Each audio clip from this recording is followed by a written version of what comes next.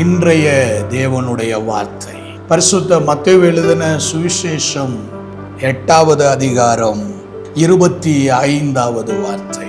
அப்பொழுது அவருடைய சீசர்கள் வந்து அவரை எழுப்பி, ஆண்டவரே, எங்களை இரட்சியும், நாங்கள் மடிந்து போகிறோம் என்றார்கள். இயேசு கிறிஸ்துவும் அவருடைய சீசர்களும் அந்த படகு பிரயாணத்திலே பெரும் காற்று படகு அலைகளினால் மூடப்படத்தக்கதாய் கொந்தளிப்பை உண்டாக்கினது.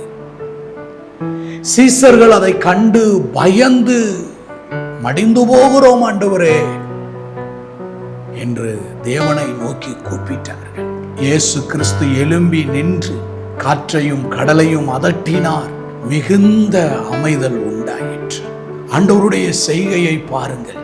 ஆண்டவர் அதட்டினார், மிகுந்த அமைதல் உண்டாயிற்று.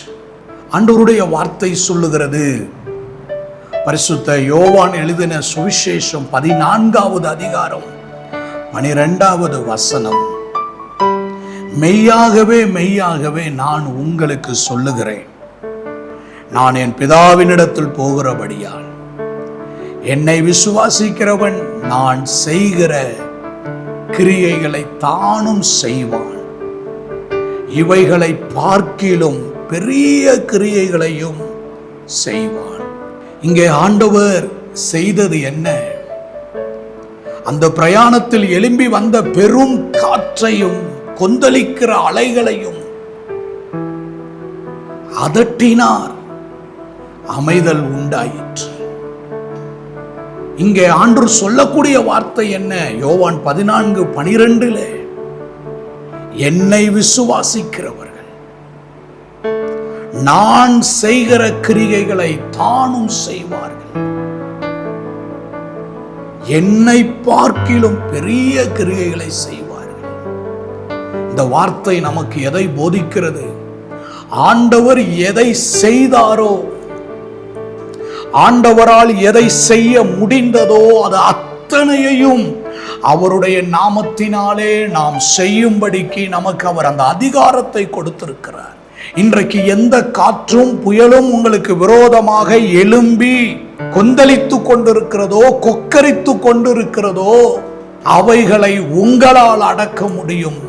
அவைகளை நீங்கள் கர்த்தருடைய நாமத்தை சொல்லி அதட்டும் பொழுது மிகுந்த அமைதல் உண்டாகும். இயேசு அதட்டினார், மிகுந்த அமைதல் உண்டாயிற்று.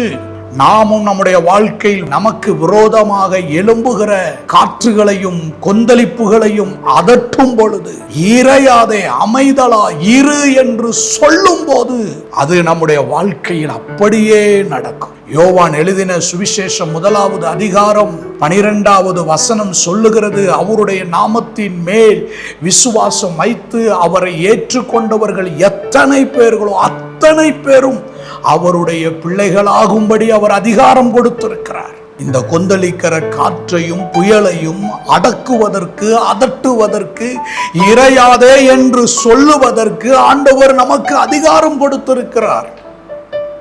ஆண்டவருடைய வார்த்தை சொல்லுகிறதே, சத்துருவின் சகல கிரியைகளை அழிக்க நான் உங்களுக்கு அதிகாரம் கொடுத்திருக்கிறேன், ஒன்றும் உங்களை சேதப்படுத்துவது இல்லை என்று சொல்லி, எதுவும் நம்மை சேதப்படுத்த முடியாதபடிக்கு அதை அதட்டி போடுகிற அதிகாரத்தை ஆண்டவர் நமக்கு தந்திருக்கிறார். நம்மை அழித்து விடும்படி எழும்பி வருகிற போராட்டங்களை அதட்டி அமைதிப்படுத்துகிற அதிகாரத்தை தேவன் நமக்கு கொடுத்திருக்கிறார். தாவீதை பாருங்கள், கோலியாத்தை வீழ்த்துவதற்கு கர்த்தருடைய நாமத்தினால் சென்று அந்த கூழாங்கல்லை அவன் மேல் வீசின பொழுது, சிறு வயது முதல் யுத்த வீரனாயிருந்த கோலியாத் விழுந்து போனானே. அப்படிப்பட்ட ஒரு அதிகாரத்தை ஆண்டவர் தந்திருக்கிறார். உங்களுக்கு தேவன் தந்திருக்கிற அதிகாரத்தை பயன்படுத்தி உங்களுக்கு எதிராக எழும்புகிறவைகளை அமைதிப்படுத்துங்கள், இறையாதே என்று சொல்லுங்கள், அதட்டுங்கள், அமைதலா இரு என்று சொல்லுங்கள், இயேசு கிறிஸ்துவின் நாமத்தில் சொல்லுங்கள்.